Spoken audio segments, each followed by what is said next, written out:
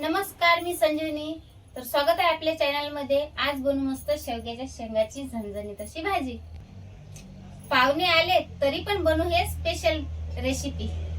तर शेवग्याच्या शेंगा आहेत. हे शेवग्याच्या शेंगा अशा जास्त बारीक पण नाही घ्यायच्या आणि जास्त अशा जाड पण नाही घ्यायच्या, अशा मध्यम आकाराच्या घ्यायच्यात आपल्याला. सगळ्यात आधी शेंगा कशा कापायच्या ते सांगतो तुम्हाला. तर हे शेवग्याच्या शेंगीचा काय करायचा, हा मागचा भाग कापून टाकायचा, हा पण शेवटचा भाग कापून टाकायचा. याचं काही आपल्याला काम नाही सध्या, हे काढून टाकायचं.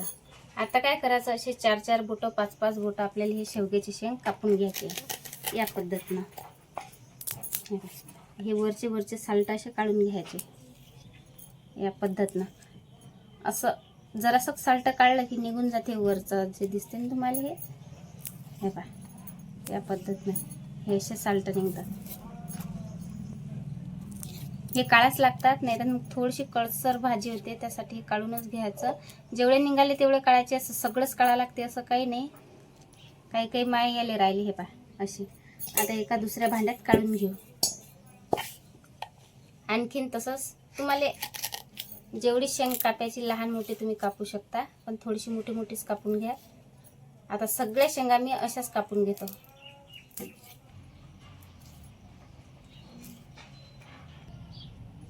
तर मंडळी, शेवग्याच्या शेंगा मस्त मी अशा तोडून घेतल्या, वरचे असे साल्ट पण काढून घेतले. आता काय करायचं आहे, आपल्याला मस्त 2 पाण्यानं चकचक धुवून घ्यायचे आहेत. कधी पण याच्या वरचे साल्ट काढल्याच्या नंतरच तुम्हाला, फोटर काढल्याच्या नंतरच धुवून घ्यायचे आहेत मस्त.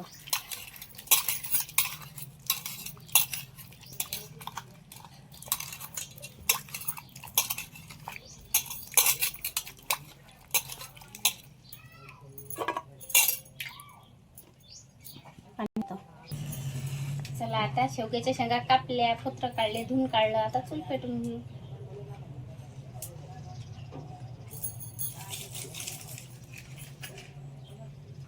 आपली एका इकडे चूल पेटली. आता एक पातेलं घ्यायचं, 1 ग्लास पाणी घेतलं, त्याच्यात टाकू आता हळद. अर्धा चम्मच हळद घ्यायची, अर्धा चम्मच मीठ घ्यायचा.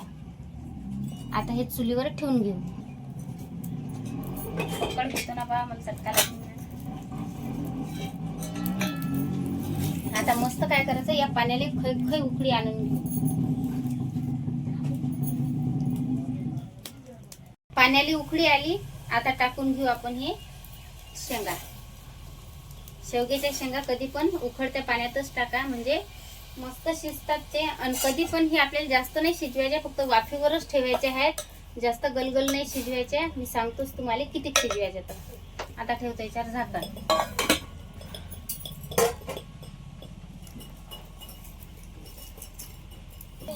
तोपर्यंत एका इकडे लसण काढून घेऊ.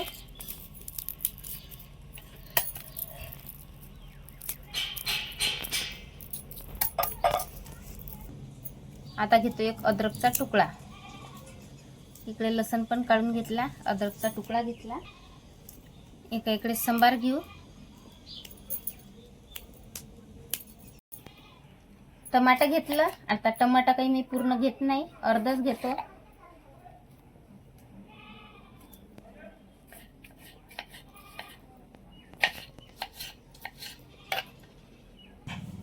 तर एवढं साहित्य कापेपर्यंतच फक्त मी शेंगा चुलीवर ठेवल्या होत्या शेवग्याच्या. तर चला, आता शेवग्याच्या शेंगा काढून ठेवतो. एकूण लयच 2च मिनिटं फक्त मी हे शेवग्याच्या शेंगा चुलीवर ठेवल्या होत्या. तर याच्यात पाणी दिसत असेल तुम्हाला. हे पाणी आपल्याला फेकून नाही द्यायचं, याच पाण्याचा आपल्याला भाजीत वापर करायचा आहे.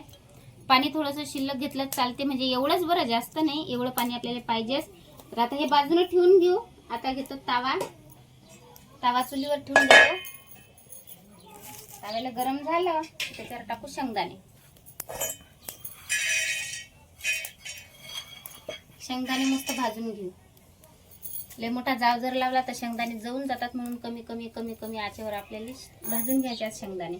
आणि भाजून झाले. आता एका प्लेटीत काढून घेतो. आणि आता हे सगळं साहित्य मी वाटून आणतो मस्त बारीक. मिक्सरातून काढा का पाट्यावर वाटा. चला, पेस्ट बनवून आणली. आता हे साईडनं ठेवून घेऊ. याच्यात पाणी टाकून घेऊ. हे काही वाया नाही जात. पाणी टाकले की आपल्याला तेच कामा येते फोडणी टाकायसाठी. एक कांदा घेतला, कांदा कापून घेतो बारीक.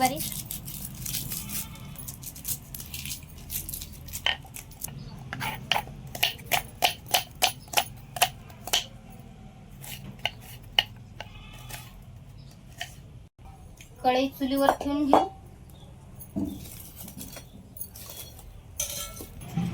तेल टाकून घेऊ.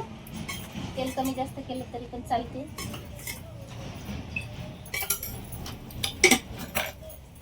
अर्धा चम्मच मोहरी टाकून घेऊ. मोहरी मस्त तडतडली की लगेच अर्धा चम्मच जिरं टाकून घेऊ. जिरं पण मस्त तडतडलं. आता टाकून घेऊ कांदा. कांदा मस्त परतून घेऊ लाल होईपर्यंत.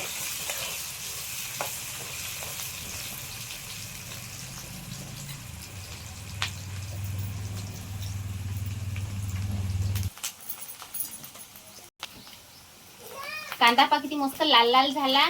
कलरले मस्त आला. घमघम वास येऊ राहिला कांद्याचा. आता टाकून घेऊ आपण जी पेस्ट काढली होती ना ते. आता परतून घेऊ.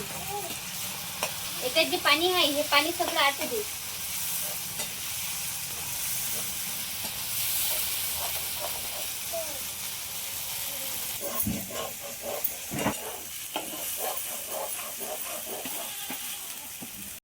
तर चला मसाला तयार झाला. त्या फोडणीसाठी शेवग्याच्या शेंगा भाजसाठी तयार आहे. तर त्यासाठी टाकू 1 चम्मच मिरची पावडर.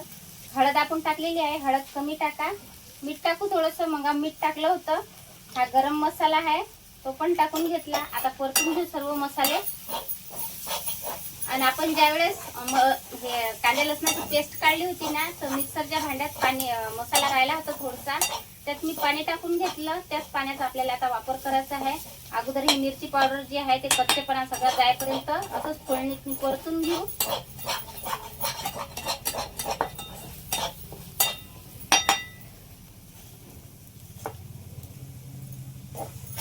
आता टाकून घेतो हे पेस्ट जे पाणी होतं ते टाकून घेतलं.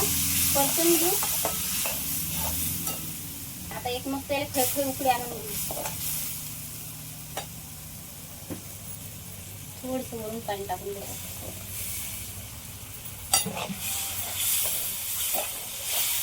आता अगर पगळे मस्त मसाला झाला. थोडंसं वरून पाणी टाकलंय त्यानं. आता याला मस्त अशी खळखळ उकळी येऊ घेऊ. मसाला तयार आहे शेवग्याच्या भाजीसाठी. आता टाकून देऊ. शेवग्याच्या शेंगा आपण शिजवल्या होत्या ना 2 मिनिटं. टाकून घेऊ. पाणी पण टाकून द्यायचं आहे. पाण्याच्यानंच मस्त आपल्या शेवग्याच्या भाजीला चव येते. चवदार लागते.